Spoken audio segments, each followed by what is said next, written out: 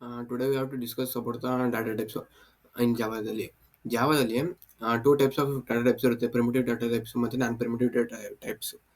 Primitive data types basically four parts ಆಗಿ divide ಮಾಡ್ಕೊಳ್ಳೋದಾದ್ರೆ integer, ಫ್ಲೋಟು, character, Boolean ಇರುತ್ತೆ. ಇಂಟೀಜರಲ್ಲಿ bite, short, ಆಮೇಲೆ into, long ಅಂದರೆ integer values ಇದು ಮಾಡ್ತೀವಿ. ಫ್ಲೋಟ್ ವ್ಯಾಲ್ಯೂಸ್ ಅಂತಂದರೆ ಪಾಯಿಂಟ್ ಸಮಥಿಂಗ್ ಅಲ್ಲಿ ಬರೋ ವ್ಯಾಲ್ಯೂಸ್ ಒಳ್ಳೆ ಫ್ಲೋಟ್ ಮತ್ತು ಡಬಲ್ ಅಲ್ಲಿ ಸ್ಟೋರ್ ಮಾಡ್ತೀವಿ. ಆ್ಯಂಡ್ ಕ್ಯಾರೆಕ್ಟರ್ನ ಈಗ ಲೆಟರ್ಸ್ ಏನಿದೆ ಅದನ್ನ ಕ್ಯಾರೆಕ್ಟರಲ್ಲಿ ಆ್ಯಂಡ್ ಬೂಲಿಯನಲ್ಲಿ ಟ್ರೂ ಆ್ಯಂಡ್ ಫಾಲ್ಸ್ ಒಳ್ಳೆ ಸ್ಟೋರ್ ಮಾಡ್ತೀವಿ. ಇಷ್ಟು ನಾನ್ ಪ್ರಿಮಿಟಿವ್ ಡೇಟಾ ಟೈಪ್ಸಲ್ಲಿ ಬಂದ್ಬಿಟ್ರೆ ಸ್ಟ್ರಿಂಗು, ಅರೇ, ಲಿಸ್ಟು, ಸೆಟ್ಟು, ಸ್ಟ್ಯಾಕು ಇದೆಲ್ಲ ನೆಕ್ಸ್ಟ್ ತಿಳ್ಕೊಳ್ಳೋಣ.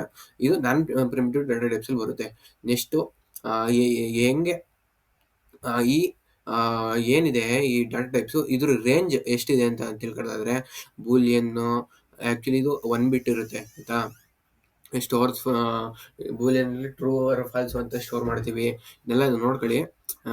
ನಾವು ಕೋಡಲ್ಲಿ ಮುಂದೆ ತಿಳ್ಕೊಳ್ಳೋಣ ಏನು. ಆಮೇಲೆ ಬೈಟ್ 1 ಬೈಟ್ ಇರುತ್ತೆ, ಅಂದರೆ 1 ಬೈಟ್ ಇಸ್ ಟು 8 ಬಿಟ್ಸ್ ಅಂತ ಆಯಿತಾ. ಇದ್ರ ರೇಂಜ್ ಬಂದ್ಬಿಟ್ಟು 128 to 127 ಇರುತ್ತೆ. Next short, into, long, float values, double and character values ಇರುತ್ತೆ. ಇದು ಆ್ಯಕ್ಚುಲಿ ಶಾರ್ಟ್ ಬಂದ್ಬಿಟ್ಟು 2 ಬೈಟ್ಸ್ ಇರುತ್ತೆ. ಇದು ರೇಂಜ್ ಬಂದ್ಬಿಟ್ಟು -32 ಅಂದರೆ ಸ್ಟೋರ್ಸ್ ಏನು ಮಾಡ್ತವೆ ಅಂತಂದರೆ ಮೈನಸ್ ಅಂತಂದರೆ actually stores minus values and positive values.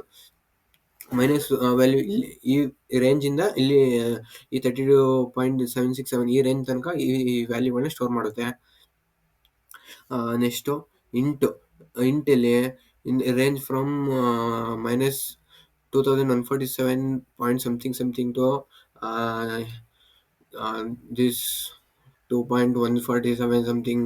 This range will store the int. Okay, that's all. Let's discuss about in. ನಾವು ಈಗ ಡಾಟಾ ಟೈಪ್ಸ್ನ ಯಾವ ಥರ ಸ್ಟೋರ್ ಮಾಡೋದು ಅಂತ ತಿಳ್ಕೊಳ್ಳೋಣ. ಈಗ int a is equal to 2. Okay, next int byte b is equal to 3. Next short, next long, float, next character CHER,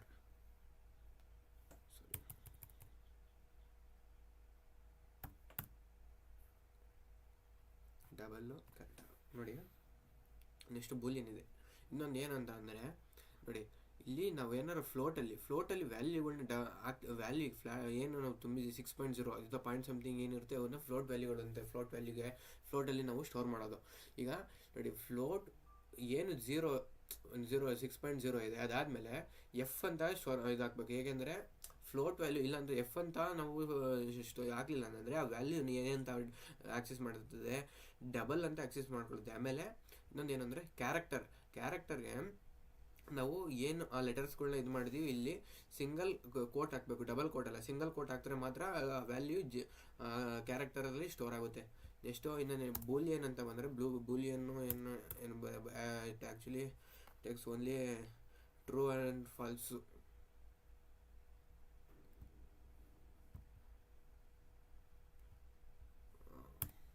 okay, float ಮತ್ತು character ಅರ್ಥ ಇದೆಲ್ಲ. ಲಾಂಗಲ್ಲೂ ಅಷ್ಟೇ, long D is equal to 5 ಅಂತ ಇದೆ. ಈ 5 ಆದಮೇಲೆ ಎಲ್ ಅಂತ ಹಾಕಿದ್ರೆ ಮಾತ್ರ ಆ ವ್ಯಾಲ್ಯೂ ಏನು ನಮಗೆ ಲಾಂಗ್ ರೇಂಜ್ ಆಫ್ ವ್ಯಾಲ್ಯೂಸ್ ಇರುತ್ತೆ, ಆ ವ್ಯಾಲ್ಯೂಗಳು ಆ ಲಾಂಗಲ್ಲಿ ಮಾತ್ರ ಸ್ಟೋರ್ ಆಗೋದು. ಅವಾಗ ಎಲ್ಲ ಹಾಕಲಿಲ್ಲ ಅಂತಂದರೆ ಅದು value not store in long. Actually error ಬರುತ್ತೆ. ಎಷ್ಟು ಪ್ರಿಂಟ್ ಮಾಡೋಣ ಈಗ. A plus B plus okay, ಏನು ಬರುತ್ತೆ ಔಟ್ಪುಟ್ ನೋಡೋಣ.